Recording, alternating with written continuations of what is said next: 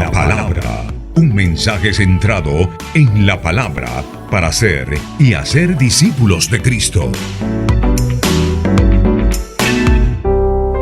Quiero invitarle, mis hermanos, a que abran sus Biblias en el Evangelio según Mateo, en el capítulo 6. Vamos a estar leyendo desde el versículo 9 hasta el versículo 13. Como ustedes sabrán, esta porción que va desde el versículo 9 hasta el versículo 13 es la porción del Padre Nuestro.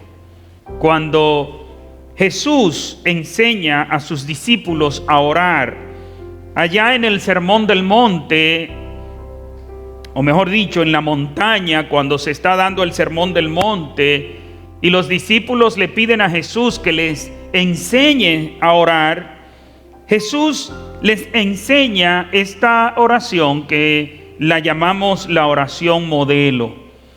¿Y por qué es modelo esta oración? Porque su contenido lo abarca todo lo primordial, todo lo principal, todo lo importante, lo abarca todo, pero a su vez es una oración sencilla, es una oración breve. ¿Por qué? Porque el mismo Jesús en los versículos anteriores, en el versículo 7 dice: y orando no uséis vanas repeticiones como los gentiles.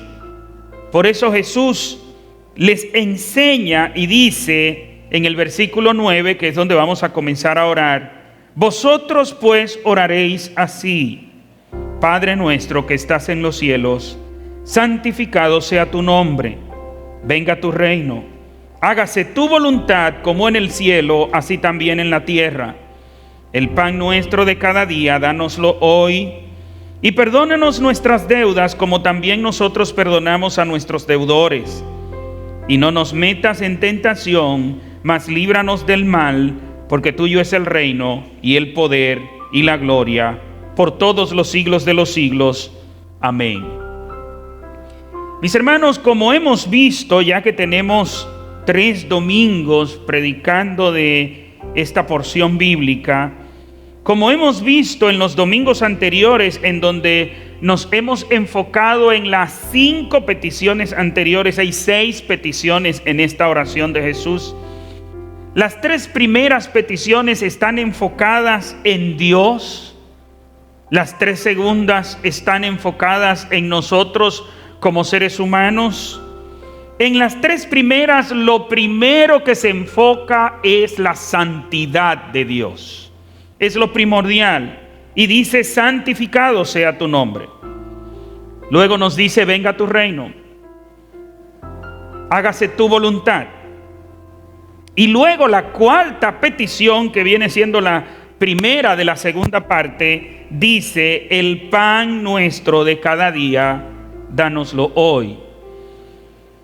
Y aquí Jesús nos enseña a orar pidiendo por nuestras necesidades humanas, ya que somos los seres humanos, tenemos 3 dimensiones, por lo menos. Hay otros que hablan de varias dimensiones, hay otros que hablan solo de 2 dimensiones, pero lo cierto es que los seres humanos no solo somos espíritu, también tenemos un cuerpo físico que necesita sostenimiento, necesita ser alimentado, necesita ser protegido de la intemperie. Por eso usamos ropa para protegernos.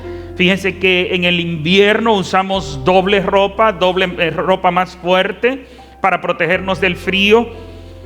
Y en el verano usamos ropa más ligera, ropa de algodón, pero igual tenemos que protegernos del sol. Tenemos casas precisamente para nosotros protegernos de todo lo demás. Y esta oración nos dice que el pan nuestro, refiriéndose al sostenimiento, nos lo recibimos de parte de Dios. Sigue diciendo: perdónanos como nosotros perdonamos a los que nos ofenden. Y ustedes recordarán, el domingo pasado decíamos: no solamente le pidamos al Señor: Padre, perdónanos como nosotros perdonamos a los que nos ofenden, sino, Señor, también enséñanos a perdonar como tú nos perdonas a nosotros. Porque hasta que no aprendamos a perdonar como Dios nos perdona a nosotros, siempre que estemos orando, Padre, perdónanos como nosotros perdonamos a los que nos ofenden, fíjese que ese es un compromiso serio. Decíamos el domingo pasado de que muchas veces le decimos a los demás, yo te perdono, pero no olvido. ¿Y qué le estamos diciendo al Señor? Padre, perdóname, pero no olvides. Porque si yo le estoy pidiendo al Padre que me perdone como yo perdono, y yo digo, cuando tú sacas el clavo queda el hoyo, le estoy diciendo, Señor, saca el clavo, pero deja el hoyo ahí. Por eso, no solo debemos estar conscientes de que vamos a ser perdonados como nosotros perdonamos, como nos enseña Jesús, sino también pedirle a Dios, Señor, enséñame a perdonar como tú perdonas. Padre, yo quiero imitarte a ti, yo quiero parecerme a ti. Por eso te ruego, por eso te suplico, Padre, perdóname, enséñame a perdonar como tú me perdonas, para que luego yo pueda entonces decir, perdóname como yo perdono a los que me ofenden. Por último, mis hermanos, en el versículo 13 entra esta última petición que tiene que ver con nosotros. Y es interesante, mis hermanos, que Jesús en ningún lugar nos enseña a orar en singular. Toda esta oración está en plural. En primer lugar, nos comienza diciendo que debemos orar Padre nuestro.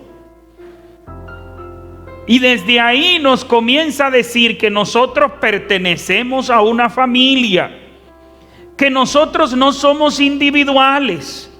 Hay muchas personas que dicen, oh sí, yo creo en Dios, pero yo creo a mi manera. Yo creo en Dios, pero no me gusta ir a la iglesia. Yo creo en Dios, pero no creo en ninguno de los otros que están en la iglesia. Y si usted no cree en los que están en la iglesia, eso no está mal. Usted debe creer en Dios, pero también debe congregarse, porque eso es lo que Dios manda, que debemos congregarnos. ¿Y qué nos enseña Jesús aquí? Jesús nos enseña de que debemos orar Padre nuestro, en plural. Y luego, cuando dice, venga a nosotros tu reino, hágase tu voluntad en la tierra como se hace en el cielo, el pan nuestro. Sigue siendo en plural. Y luego dice, perdónanos, no dice perdóname, dice perdónanos como nosotros perdonamos a los que, perdona nuestras deudas como nosotros perdonamos a los que nos ofenden. Y por último, en el versículo 13 dice, no nos metas en tentación. Mis hermanos, nosotros frecuentemente oramos por nosotros de manera particular. Es decir, yo oro por mí, tú ora por ti, él ora por él. Pero Jesús ese no es el modelo que Jesús nos enseña. Jesús nos enseña que nosotros debemos orar en plural, a que nosotros debemos tener presente a nuestros hermanos cuando estamos orando.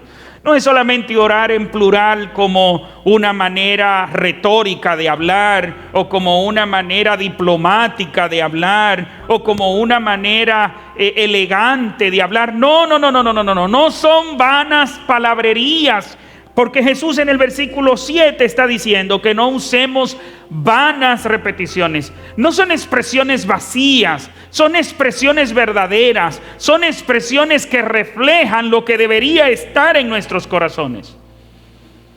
Por eso, así como yo no quiero caer en tentaciones, yo debo no querer que mis hermanos caigan en tentaciones. Por eso nosotros debemos orar frecuentemente los unos por los otros. Y mis hermanos, a veces nosotros entendemos que nosotros cumplimos los mandamientos de Dios. Pero aquí en el Padre Nuestro se nos evidencia de que en la mayoría de los casos nosotros no cumplimos. ¿Por qué? Porque Jesús dice, vosotros cuando oréis, oraréis así. Y con cuánta frecuencia se nos olvida orar de manera intercesora por nuestros hermanos. Con cuánta frecuencia se nos olvida orar los unos por los otros. Con cuánta frecuencia se nos olvidan las necesidades de los demás.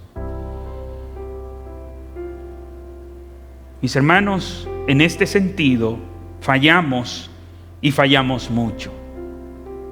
Pero es importante de que nosotros estemos conscientes de que en el Padre Nuestro, Jesús nos enseña a que nosotros pertenecemos a una familia y que debemos estar interesados por cada uno de los miembros de la familia, que cada uno de los miembros de la familia les vaya bien, que cada uno de los miembros de la familia puedan ser suplidas sus necesidades, tanto físicas como espirituales.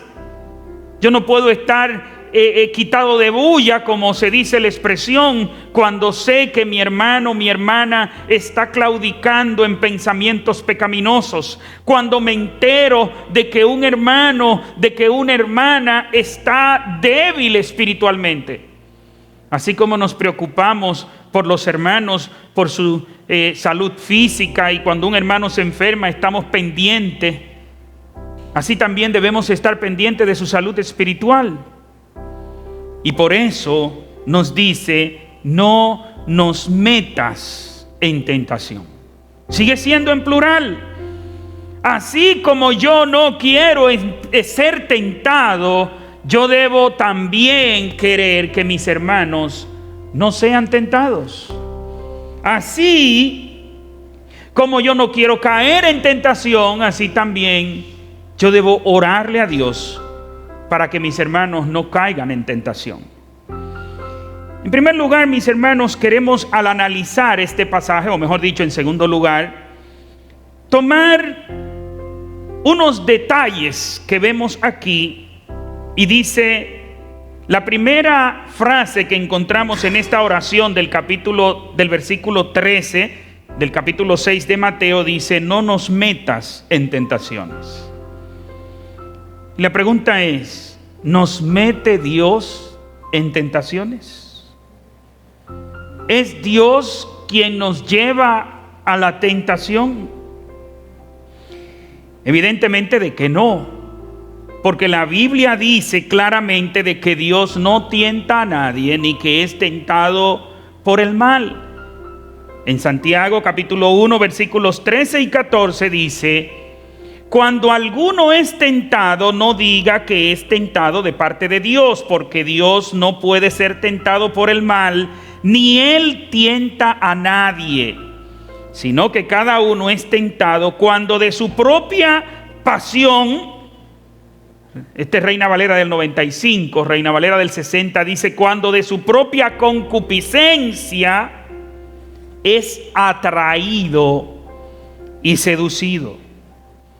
Entonces, mis hermanos, aunque en Reina Valera traduce esta expresión, no nos metas en tentación, nosotros no debemos entender por esta expresión de que Dios es el que nos mete en las tentaciones, Dios es el que nos lleva a las tentaciones. No debemos entenderlo de esa manera. ¿Por qué? Porque claramente la Biblia nos enseña que Dios no tienta a nadie, que Dios no se agrada en la tentación, que Dios no lleva a la tentación a nadie. Por tal razón, esta traducción debemos entenderla de otra manera. Otra posible traducción para esta expresión de no nos metas en tentación es que la palabra que se usa para tentación es la misma palabra que se usa para pruebas. Y quiero leer lo que dice el comentarista William Barclay en el comentario de esta porción, y dice: a oídos modernos la palabra tentar siempre tiene un mal sentido, siempre quiere decir tratar de inducir al mal. Pero en la Biblia el verbo peirasein se traduciría mejor por la palabra probar que por tentar. En el Nuevo Testamento, tentar a una persona no es tanto tratar de inducirla al pecado, como probar su fuerza y su lealtad y su habilidad para el servicio. Fin de la cita. Es decir, esta palabra peirasein es una palabra en griego, ¿no? Peirasein, esta palabra se traduciría mejor como probar. Y aquí entonces traduciríamos: no nos metas en pruebas. Pero pensemos nuevamente, ¿sería esto lo que Jesús le está enseñando a los discípulos, que le pidan al Padre: no nos metas en pruebas? Mis hermanos, creo que no. ¿Por qué no sería esta la traducción? Porque el mismo Señor nos dice en Santiago capítulo 1, versículo 2 al 4. Cuando digo el Señor, no estoy diciendo que esté citando las palabras de Jesús, pero toda la Biblia es inspirada por Dios. Por tal razón, el mismo Espíritu Santo que inspiró a Jesús para decir: no nos metas en tentación o no nos metas en pruebas, si usáramos la traducción sugerida por Barclay, es el mismo Espíritu Santo que inspira a Santiago a decir en el capítulo 1, versículos 2 al 4: hermanos míos, tened por sumo gozo cuando os halléis en diversas pruebas, sabiendo que la prueba de vuestra fe produce paciencia. Mas tenga la paciencia su obra completa, para que seáis perfectos y cabales, sin que os falte cosa alguna. Jesús no nos enseñaría a nosotros a orar: no nos metas en pruebas, sabiendo Jesús que las pruebas son las que producen paciencia. El fruto de nuestras pruebas es la perseverancia en la fe. Entonces, Jesús sabía que los creyentes debemos tener por sumo gozo, que debemos sentirnos sumamente gozosos, plenamente gozosos. ¿Y cuándo es que debemos sentirnos sumamente gozosos, plenamente gozosos? ¿Es acaso cuando tengamos grandes sumas de dinero guardada en el banco? ¿Es cuando tengamos una casa espléndida, una mansión, que no haya deportista, ni estrella de cine o estrella del canto, ningún artista que supere la casa que nosotros tengamos? ¿Dice acaso que debemos estar plenamente gozosos cuando estemos bien de salud? No. Dice: hermanos míos, tengan por gozo supremo que lo que más le produzca gozo a ustedes es cuando se hallen, no en una prueba, no en dos pruebas, en diversas pruebas. Mis hermanos, este es un pasaje bíblico que nosotros los cristianos deberíamos memorizarnos. Santiago 1:2, mire, memoríceselo y recuérdelo. ¿Por qué? Porque la Biblia le manda a usted a que se sienta más gozoso. ¿Cuándo? Cuando tiene mucho dinero, cuando no hay problemas en su vida, cuando no hay dificultades, cuando no hay que acotejarse la mascarilla porque está haciendo ahí un desastre. Entonces no me puedo quitar los lentes, pero tengo que acotejar la mascarilla para que no me empañen los lentes. Mire qué cosa, ¿no? Es decir, nos manda la Biblia que nos sintamos bien cuando no somos probados. No, eso no es lo que nos dice la Biblia. Pero ¿qué es lo que nosotros hacemos? Que desde que llega una prueba de una vez: ay, Dios mío, sácame de esta prueba. Ay, Dios mío, ¿y hasta cuándo será esta prueba? Ay, Dios mío, y quejas, y quejas, y quejas. Mire qué diferentes son las cosas. Para nuestra cosmovisión, para el punto de vista humano, desde que tenemos una prueba, por pequeña sea, ¿qué es lo primero que decimos? Ay, Señor, quítame esta prueba. ¿Y qué es lo que nos manda la Biblia? No pida que te quiten la prueba. Gózate, pero gózate de manera suprema. Gózate como que tú tienes lo más grande que tú querías tener. ¿Y qué es? Que tú estás siendo probado. Ahora, ¿está diciendo la Biblia que usted sea masoquista? No, en ningún lugar la Biblia enseña que usted sea masoquista. Porque ser masoquista es un trastorno psicológico. No dice que usted se goce por tener necesidad, sino por hallarse en ese estado de necesidad. Claro, necesidad no necesariamente económica, valga la redundancia. No es que usted esté necesariamente, porque usted puede estar en una necesidad de salud física o emocional, en diversas pruebas. Pero ¿por qué es que tenemos que estar en sumo gozo? Porque sabemos, dice, sabiendo que la prueba de vuestra fe produce paciencia. Y es importante leer el versículo 4, porque de pronto hay gente que cree que ser paciente es ser calmoso. Y usted ve que va ahí muy calmoso y muy esto. Eso no es ser paciente, eso es ser calmoso. Paciente en este contexto quiere decir perseverante, constante. Cuando usted sabe que una persona ama a Dios por encima de todo, cuando lo pierde todo. Mire el caso de Job. ¿Qué creía Satanás? Que Job le servía a Dios por lo que Dios le había dado a Job. ¿Qué es lo que cree la mayoría? Que debemos servirle a Dios si Dios nos da. Pero si estamos en desgracia, ¿qué es lo que dice la mayoría? Lo mismo que le dijo la mujer de Job a Job.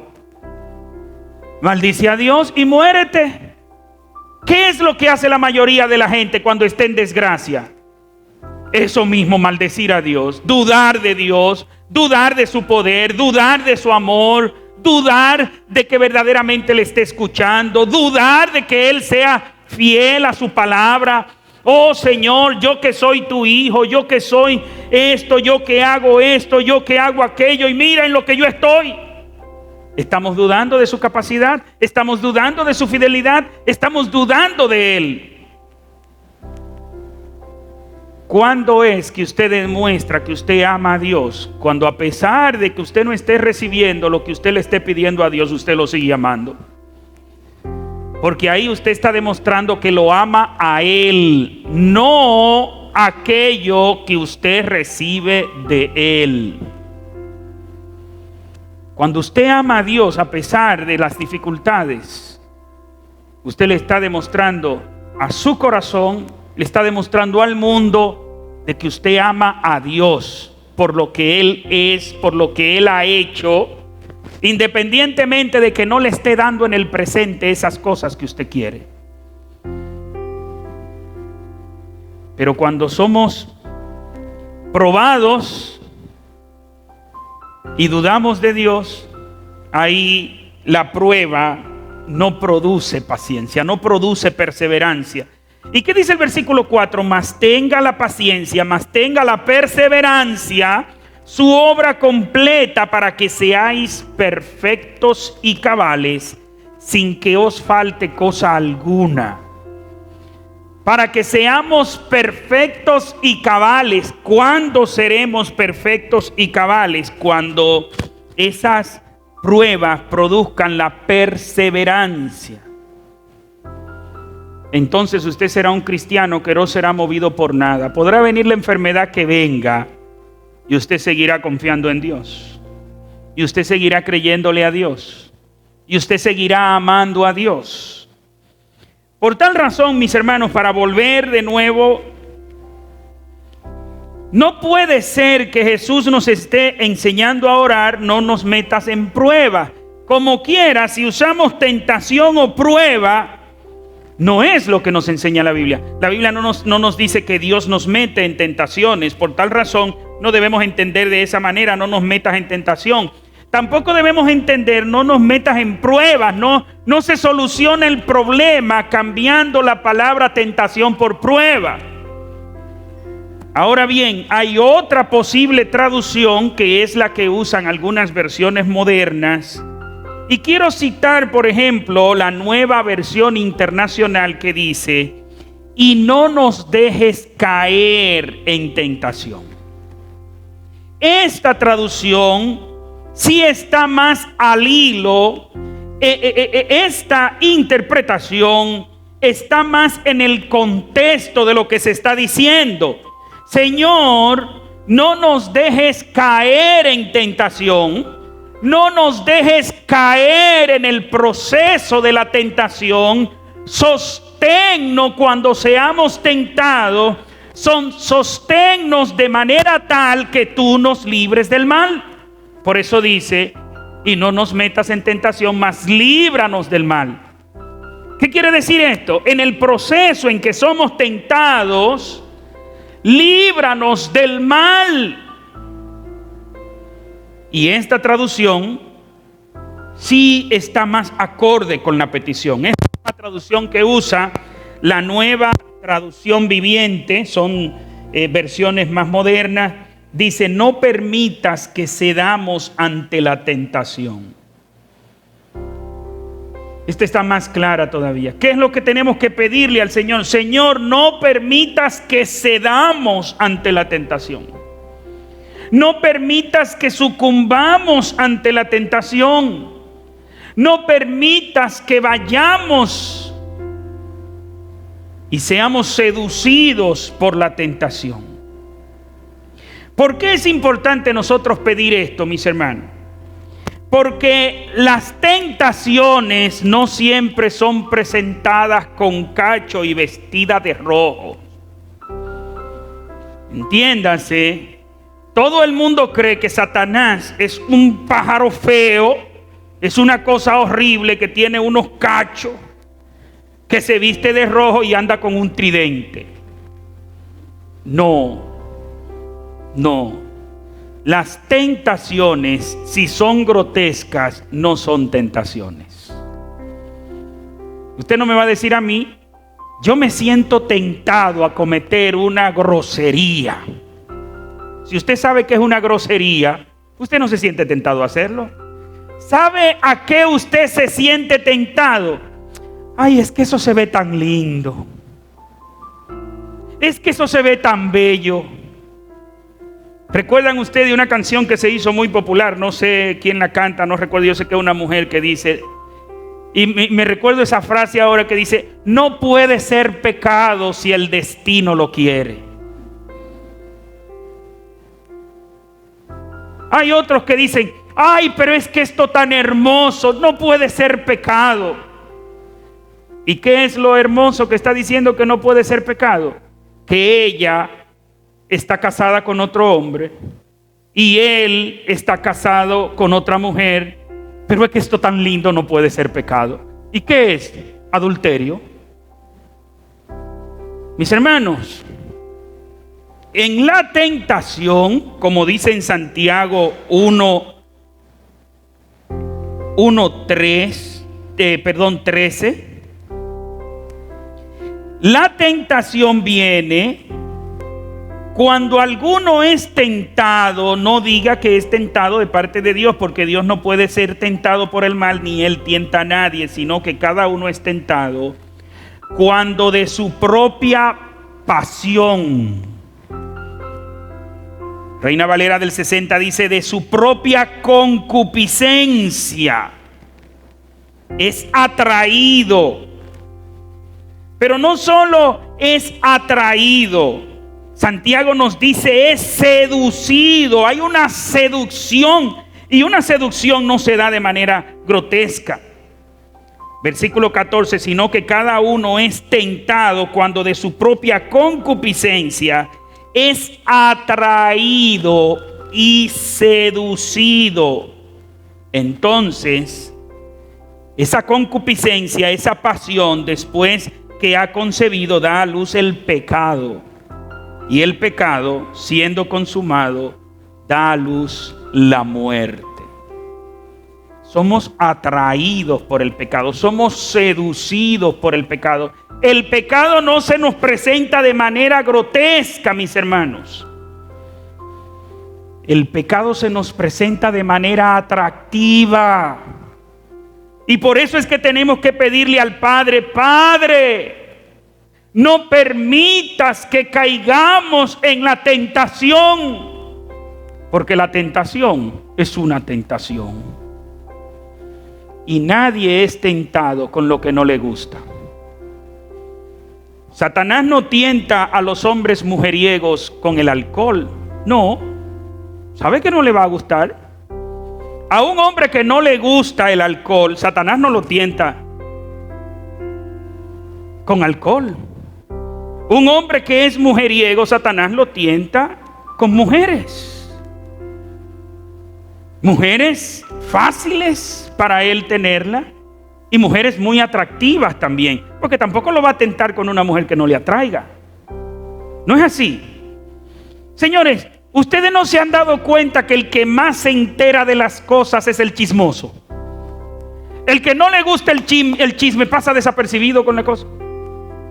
Y dice: oye, pero ¿y cuándo pasó eso? Yo no me enteré de nada de eso. Ya usted sabe que no es chismoso. Pero el chismoso, Satanás tiene una puntería para que el chismoso esté en el lugar equivocado, en el momento equivocado, todo. Y el chismoso ve algo y él no cuenta lo que ve, porque el problema del chismoso no es que cuenta lo que él ve, es que cuenta lo que él ve y le añade lo que él no vio. Y basándose en eso, entonces cuenta lo otro. ¿Qué quiero decir con todo esto, mis hermanos? Que la tentación es tentación. La tentación tienta, atrae. Satanás no nos tienta con las cosas que no nos gustan. Mis hermanos, la tentación viene disfrazada de múltiples maneras. Quisiera hacer uso del bosquejo que presenta Barclay en el comentario suyo de este pasaje, con relación precisamente a la tentación. ¿Y qué dice él? Algunas veces el ataque de la tentación nos llega de afuera de nosotros. Hay personas que son una mala influencia. Y es verdad. Usted no se ha dado cuenta que su alter ego se desarrolla con ciertas personas. El alter ego es: usted es de una manera, usted es un tipo de persona equilibrado, pacífico, pero usted se juntó con un grupito y de pronto usted eso como que se decalentó y hace cosas que no es común usted hacer. ¿No es así? Hay con personas que usted se junta y después que usted saca cuenta, usted dice: oye, pero yo hice eso. Usted se deja llevar del ambiente, usted se deja llevar de esa persona. Hay personas que son de mala influencia. ¿Y por qué usted se sigue juntando con esa persona? Porque le gusta. Porque la tentación tienta. La tentación atrae. Y usted ve que cuando se junta con esa persona, usted como que se va más allá de sus límites, se sale de sus casillas, pero se sigue juntando con esa persona. ¿Qué es lo que le estamos pidiendo al Señor? Señor, no permitas que yo ceda ante la tentación, que cuando esa persona venga a invitarme a salir, yo diga que no. Más fácil aún, que ni siquiera me encuentre aquí.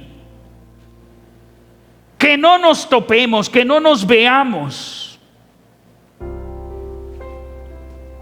Hay otra tentación, o mejor dicho, otra fuente de tentación que nos presenta Barclay. Dice: uno de los trágicos hechos de la vida es que las tentaciones nos pueden venir de los que amamos y de los que nos aman. Y esas son las tentaciones más difíciles de resistir. Vienen de personas que nos quieren y que no tienen la menor intención en hacernos daño. Al contrario, quieren hacernos bien. Y de hecho, puede ser una buena intención la de esa persona. Pero a final de cuentas no es lo que Dios quiere para nosotros. De pronto no hay personas que con un gesto de cariño le podrán decir a usted: y tú tan joven en la iglesia, vas a echar a perder tu juventud. No, ve y disfruta tu vida, y después que tú seas un viejo, tú vas a la iglesia. Porque la iglesia es para viejos. Quizás a usted no se lo estén diciendo ahora, pero se lo habrán dicho. En este verano, un domingo en la mañana, un domingo como hoy, esto es lo que pinte playa, iglesia. Y hay otros que con otras expresiones le van a querer seducir. Oye, tú has estado trabajando, quizás de pronto es un esposo que no es cristiano o una esposa que no es cristiana. Tú has estado trabajando toda esta semana muy forzado, muy forzada. Quédate a dormir un poquito más. Quiérete un chin. Dios no se va a enojar con eso. Y usted dice, bueno, no es a tomar que me está invitando, no es a cometer adulterio, no es a hacer fechoría, no es a matar a nadie, es que descanse un poquito más. Y esas son las tentaciones con las que más Satanás nos acaricia el oído. Tú estás muy cansado, muy cansada hoy para ir al culto de oración, pero ora desde aquí de tu casa, porque Dios no te escucha a ti desde aquí. Tú has tenido una semana muy agotadora y hoy domingo, entonces en la mañana, porque si el culto fuera en la tarde, mire, si el culto fuera en la tarde, entonces llegan las visitas. Y si fuera en la noche, ya al otro día hay que ir a trabajar temprano. ¿Para qué usted se va a ir Fíjese que Satanás siempre nos va a estar tentando a que hagamos lo que Dios nos dice que no hagamos. Es el caso de este joven o esta joven que de pronto se enamora un joven o una joven que no es cristiana, que no es cristiano, y comienza a enamorar. ¿Y qué malo tiene que tú me ames? Porque yo te amo. Ven, mis hermanos, cómo se presenta la tentación. Mire, si a usted de pronto lo invitan a robar un banco, usted va a decir de una vez, Señor, reprenda al diablo. Satanás no lo va a tentar de esa manera a usted. O esperamos que no. Esperamos que eso no sea tentación para usted. Satanás no lo va a tentar. Mira, vamos a acechar a aquel que viene allí y vamos a matarlo. Usted lo mira, de una vez mira a esa persona y le dice, mira, quítateme de ahí. No quiero volver a verte. Saca pie y borra huella, como se decía antes. No quiero volver a verte. Pero sí, Satanás nos presenta muchas cosas sutiles. Otra manera de Satanás tentarnos, la tentación puede venir de una manera muy extraña, especialmente a los jóvenes. Casi todos nosotros tenemos una extraña manía que, por lo menos en cierta compañía, nos mueve a parecer peores de lo que somos. Óiganme, adolescentes aquí, jóvenes aquí y en sus casas. Hay ciertas tentaciones que serán el nosotros querer demostrarle a los demás del grupo que nosotros somos tan perversos como ellos o peores que ellos. Queremos demostrarle que nosotros somos malones. Queremos demostrarle que nosotros tenemos las agallas para hacer vagabunderías. Y ese es un tipo de tentación para yo querer demostrarle al grupo. Claro, no estoy diciendo que esa es una tentación que solo le dé a los jóvenes. A todos los que estamos aquí de pronto para querer demostrar lo poderoso que somos en la maldad. seamos tentados de esta manera. Otro tipo de fuente de tentación es, nos dice Barclay, dice, pero la tentación no viene solo de fuera de nosotros, algunas veces también vienen de nuestro interior.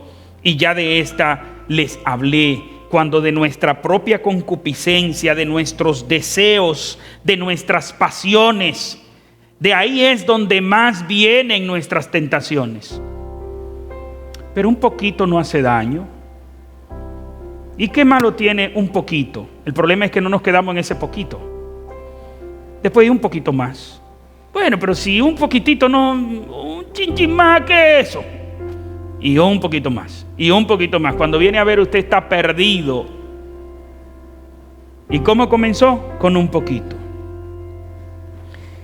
Quinto, pero aunque parezca extraño, la tentación viene a veces no de nuestro punto débil, sino de nuestro punto fuerte.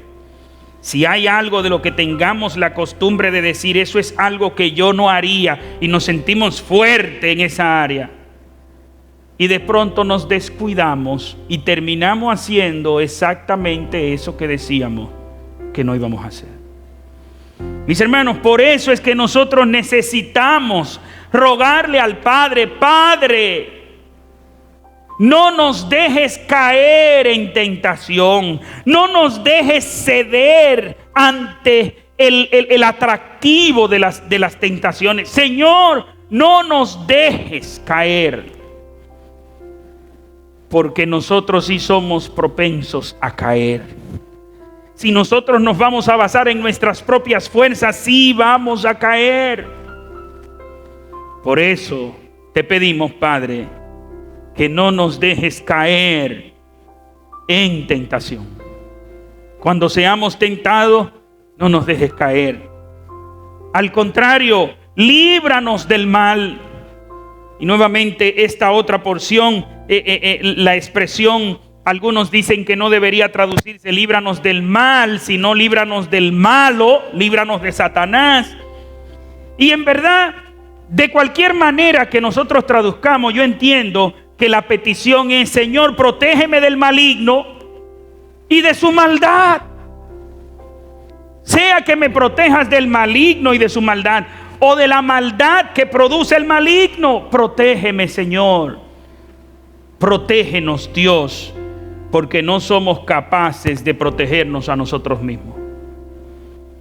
Y termina esta expresión, esta oración, con una doxología que no está en los manuscritos más antiguos. Esta parte final que dice: porque tuyo es el reino, el poder y la gloria por los siglos de los siglos. Amén.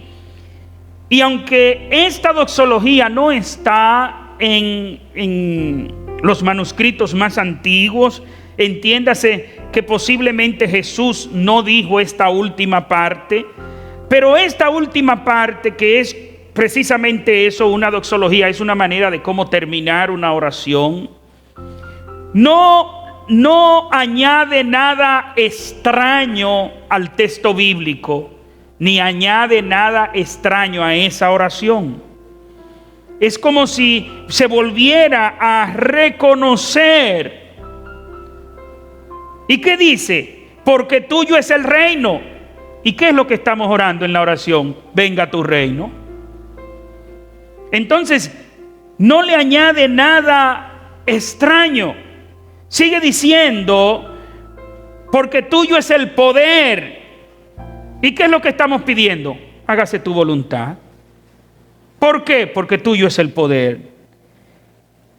Y la otra porción que dice: porque tuya es la gloria. ¿Y qué es lo que estamos pidiendo? Que santificado sea tu nombre. ¿Por qué? Porque tuya es la gloria. Por tal razón, aunque esta porción no esté en los manuscritos más antiguos, podemos orar de esa manera y decir, al terminar, es como si fuera como la conclusión: Señor, te pido todo esto porque tuyo es el reino, porque tuyo es el poder y porque tuya es la gloria por los siglos de los siglos. Amén. es decir, eternamente, no tiene fin. Tu reino no tiene fin, tu poder no tiene fin, tu gloria no tiene fin. Y por eso podemos terminar de esta manera. Y mis hermanos, fíjense que es una manera de terminar enfocados precisamente en lo que comenzamos. ¿Y en qué comenzamos? Enfocándonos en la santidad de Dios, su gloria. Enfocándonos en la voluntad de Dios, su poder. Enfocándonos en el reino de Dios, su reino. Y de esta manera concluimos. Y quiero citar nuevamente a William Barclay. Y con esta cita de Barclay quiero terminar a manera de conclusión. Y dice: la oración dominical, que así se le llama al Padre Nuestro, no porque se haga los domingos. Ya yo he explicado esto varias veces. Dominical quiere decir del Señor, de donde viene la palabra dominica, dominicus, dominic, dominic, dominus. Es una expresión latina que quiere decir del Señor.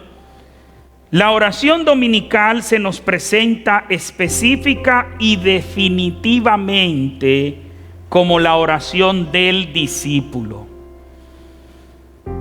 Es decir, esta oración es una oración para ser hecha por discípulos verdaderos de Cristo. En bocas de un extraño, o de extraños, mejor dicho, esta oración no tiene la eficacia que tiene en los labios de los discípulos de Cristo. Sigue diciendo: y solo en los labios de un discípulo de Cristo adquiere su pleno significado. Para decirlo de otra manera, solo la puede hacer suya la persona que sabe lo que está diciendo en ella. Y no la puede saber, y no lo puede saber a menos que haya entrado en el discipulado. ¿A quién le da Jesús el Padre Nuestro? A sus discípulos. Vosotros, refiriéndose a sus discípulos. De hecho, en la narración paralela que nos hace Lucas dice que cuando los discípulos de Cristo le dijeron: enséñanos a orar, en este pasaje, Jesús enseñó a sus discípulos a orar. Mis hermanos, fíjense en estos cortos versículos, 4 versículos, del 9 al 13, todo lo que nosotros hemos hablado. Tenemos 4 domingos predicando de este pasaje. Y quiero decirle que lo hemos hecho de manera resumida. Porque solo del Padre Nuestro se han escrito muchos libros. Hemos tratado de hacerlo de manera resumida. Por eso, solo un verdadero discípulo de Cristo puede orar el Padre Nuestro con la conciencia de lo que está orando. Por eso esa práctica de decir, rezar tantos Padre Nuestro, uno corrido detrás del otro. Mejor diga un solo, ore un solo y quédese meditando en lo que usted está diciendo. Analice bien lo que usted está diciendo. Entienda bien y viva lo que usted está diciendo. Cuando yo digo santificado sea tu nombre, el primero que se está comprometiendo a santificar el nombre de Dios soy yo que lo estoy diciendo. Cuando yo digo venga tu reino, que mi vida sea un reflejo de que pertenezco a tu reino. Cuando yo digo hágase tu voluntad aquí en la tierra como en el cielo, yo debo decir: Señor, que en mi vida se haga tu voluntad como se hace en el cielo. Y cuando analizamos punto por punto el Padre Nuestro, nos damos cuenta que que nos queda mucho camino por recorrer, nos queda mucho por aprender y sobre todo nos queda mucho por aplicar, por vivir de esta oración. Oremos. La Iglesia Bautista, la Palabra, transformando vidas, presentó Con la Palabra, un mensaje centrado en la palabra para ser y hacer discípulos de Cristo.